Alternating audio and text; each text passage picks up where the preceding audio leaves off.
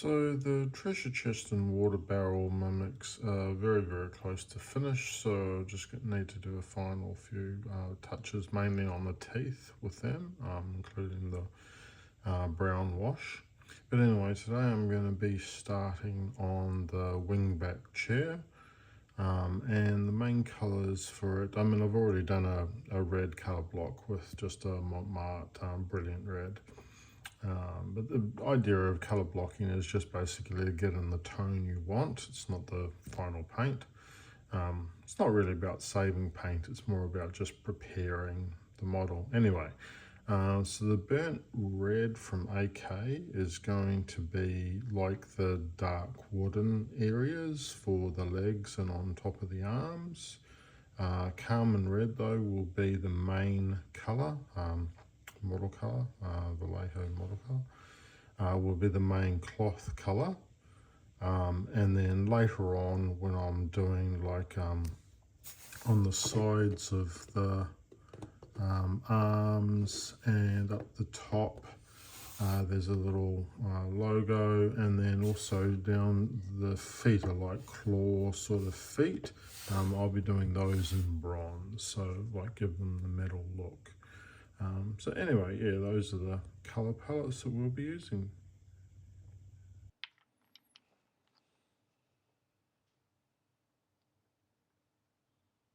So I've already done some prep work on the pot of gold mimic and this chair mimic that I hadn't recorded. Basically just a colour block to kind of get in the red tone. But yeah, today we'll actually get it looking the colour that we want it to end up with. It's a bit more of a toned down red for the cloth.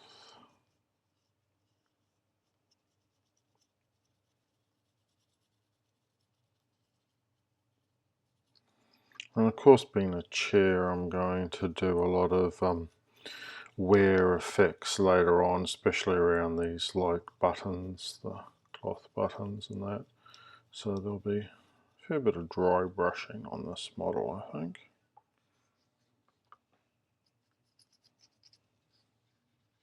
There's not going to be enough paint.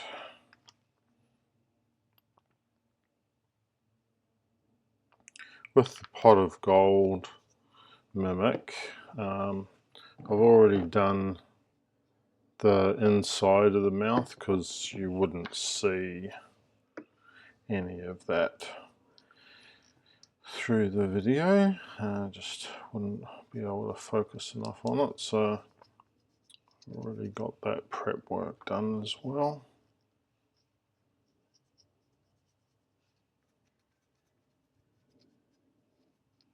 So inside the mouth I'm going to do in the darker red.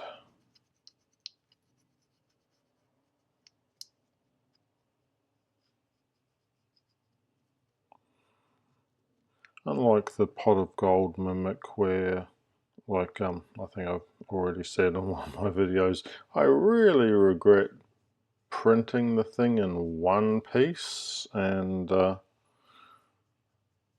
not splitting it in half, which would have just made it so much easier to paint. This one, obviously the design is very different and it's fine as a complete piece, but yeah, really regret the way that I printed out, and to a certain lesser extent the treasure chest as well. I kind of realized that with those sort of models it's just significantly easier to get into and paint it properly, doing it separately and then just joining the two later. So that's pretty much it.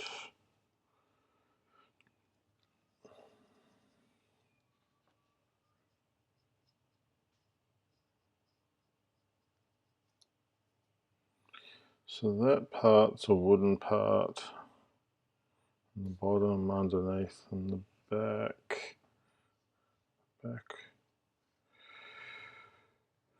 guess it's just that, so that should be painted as well with the red. Well, it's all red. Once again, not going to be enough. More.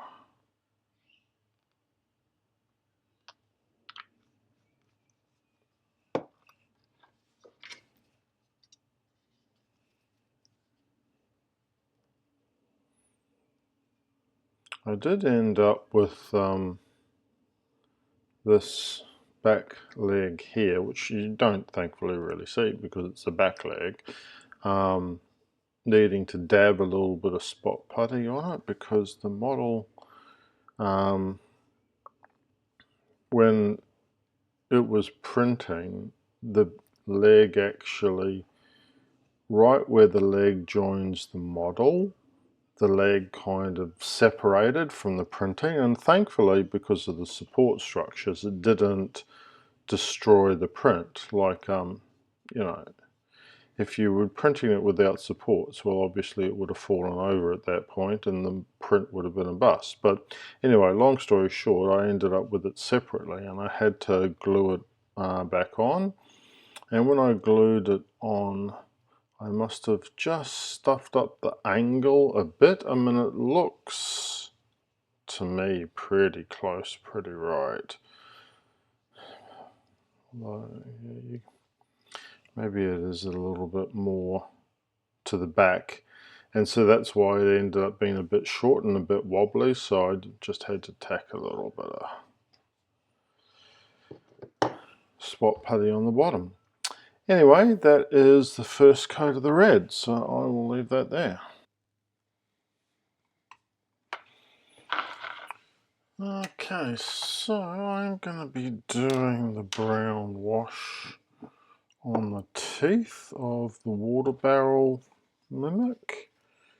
And the way I do washes is usually with a like eye pipette type thing to get the water, so I can control a bit how much water there is in there in the palette. And also I tend to dab the brush into the paint and then swirl that in and around, because if you try and squeeze paint into it you end up putting way too much.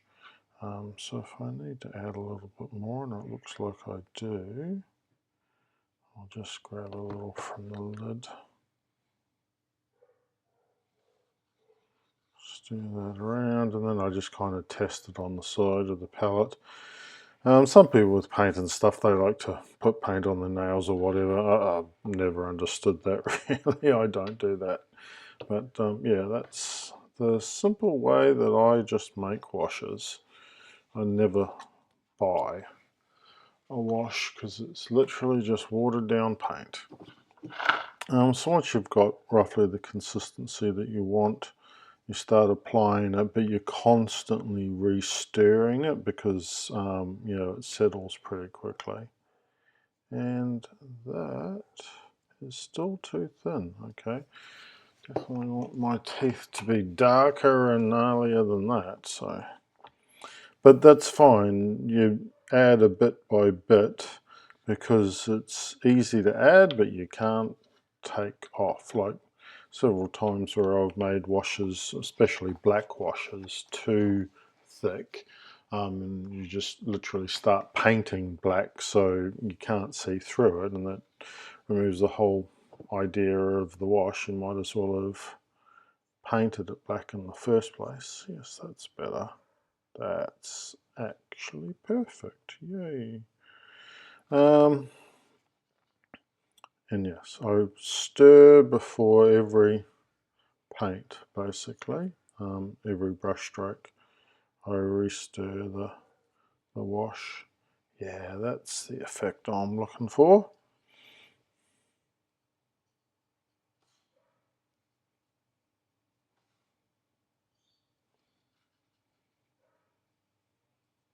I'm going to leave the eyes as they are because they're just the way I like them. But I will be doing a little bit of dry brushing on some of the metal bands and the timber to make it look a little bit more worn as well. And this tongue, even though it looks amazing, it doesn't really look dirty, monster-y. So I'm going to use this same brown wash on the tongue to kind of give that a little bit more dimension as well. Could very well go over these teeth several times just to kind of get more kind of like almost coffee stain to the teeth. I just love the way that looks. That's awesome. That is exactly what I'm looking for. And so yes, we'll do a little bit on the tongue as well. Even though I love the pink colour, it is a monster.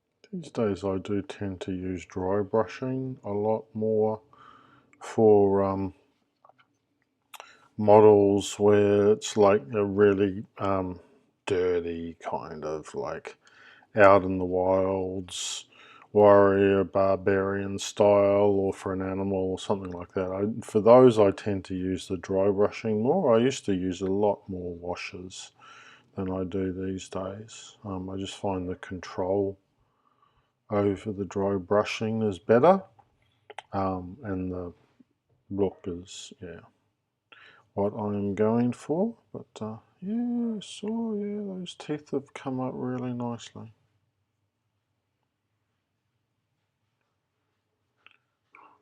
Alrighty, that is the teeth done. So now I'm going to start working on the wooden sort of exterior parts of the mimic chair. So this is in a burnt red colour, nice deep brown / red. I am going to do the mouth part, like in the background recesses there, this colour, as well as the exterior wood stuff. The tongue, obviously, I'll end up doing a lighter colour, more than likely intense pink. But yeah, I haven't even started painting the white on the teeth yet. There was just no point. Like, I figured I'd concentrate on the red first, get that done, and then I'll do a white colour block, even though by that point the model will be like half painted. Seems to be a bit late to be doing colour blocking, but that's just the way it's going to work out with this one. So those guys are going to be a metallic finish on the edge of the chair.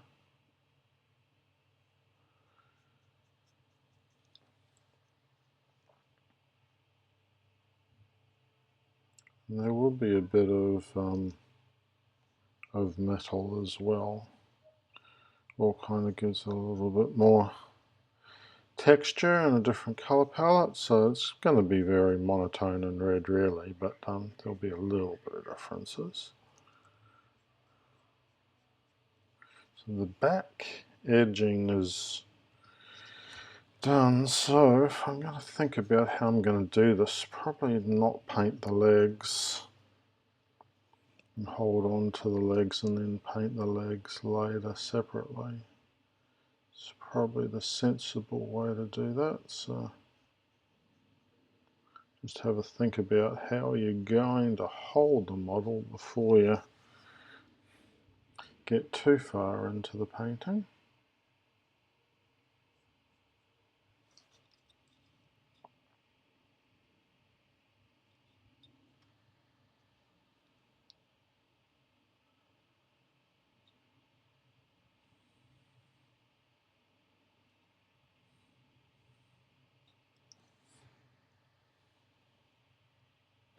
the kookaburra gift. If you've watched any of those videos, it's long ago been completed, like, you know, all of a week or so. But we did actually have a kookaburra, true story, that I could see from our kitchen just a couple of days ago, sitting on a fence, and I was looking at it going, oh yay. I mean, I do hear them 1 to 2 times a week. Our home kind of has got well, we're up basically a hill, but down the bottom of the hill there's like a nature reserve sort of area, and a lot of trees around the area, and we do hear the kookaburras now and then. Just love hearing them laugh. Such a nice song.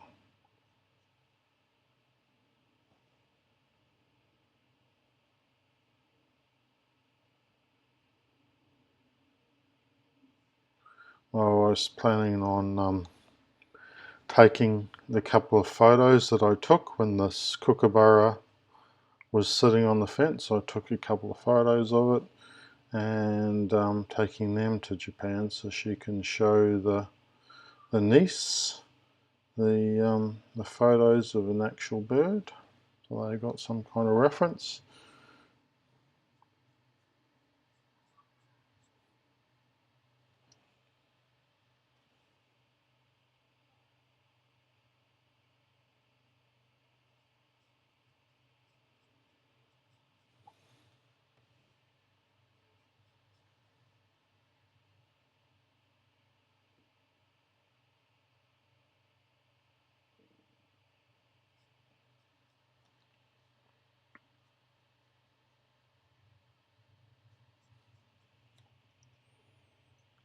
Okay, that looks fine.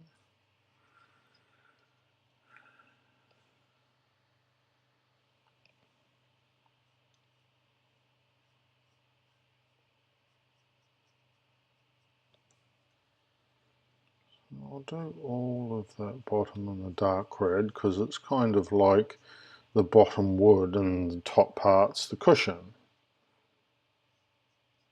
So it makes sense that that would all be in the dark red, and the underneath I'll do in the dark red as well later, but I'll do that in the second painting session because you've got to kind of hold the models somehow. It's easier to like do a section and then let that dry and then do another go at it. So like I said, I'm not going to paint the leg parts. I mean, the very bottom is what I'm going to have is the metal animals, like the claws.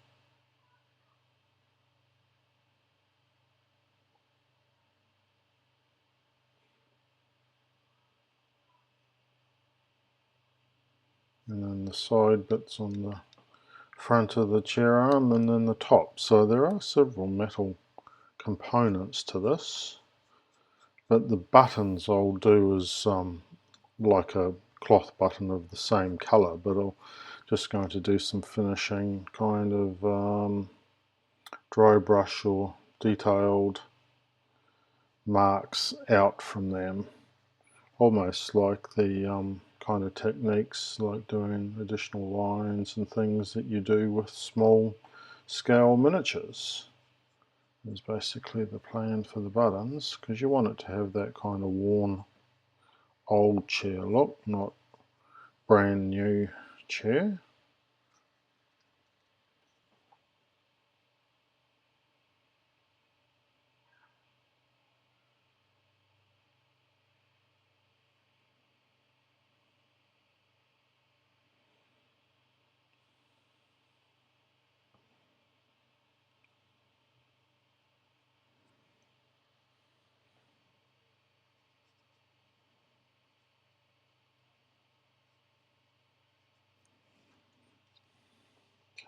Let's do around the top here.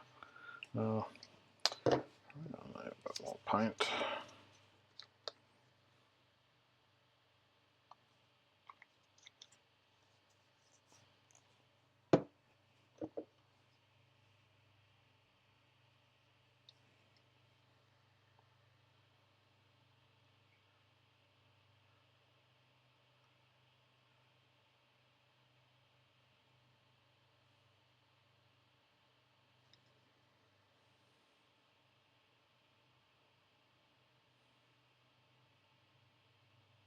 I guess these dots are all like rivets you get on some of the older style chairs. So I'll probably do them a metallic as well now I think about it. There's no rivets on the front though, there's just buttons, yeah.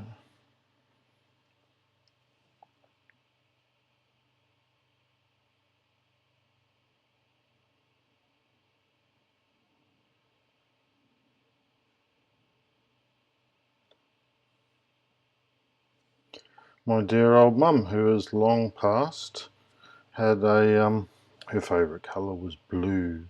And I remember growing up, she had a blue set of chairs with these kind of big round, almost like the thumbtacks that you can get to pin stuff up on. She had a chair that, or a set like a sofa and a couple of chairs, I think it was. It was like 3-piece. Blue furniture which had these big buttons on them, so similar sort of style to what this has in its design.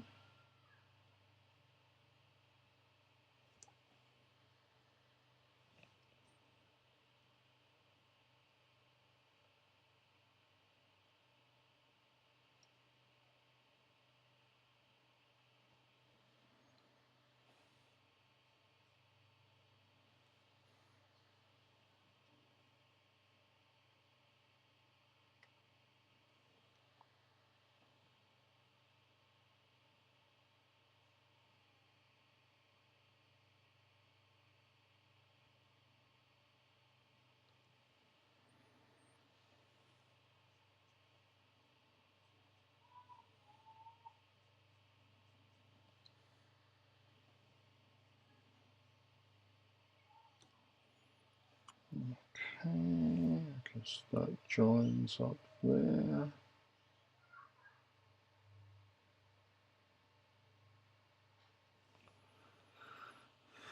Yeah.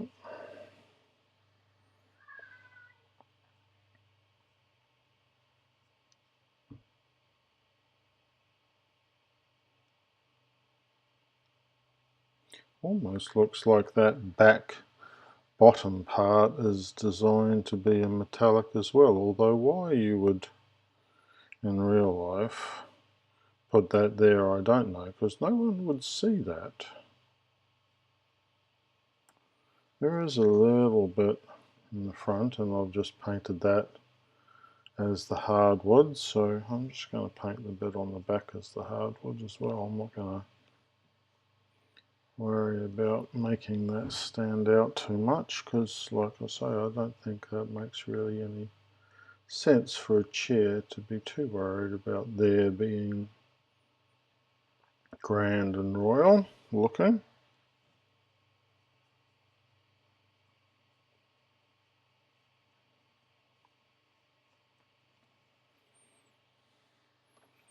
Okay, so I will let that dry and then I'll paint the bottom leg parts, but yeah, so that's the second red colour, the burnt red now, so you can kind of get a better definition between the cloth and the wood.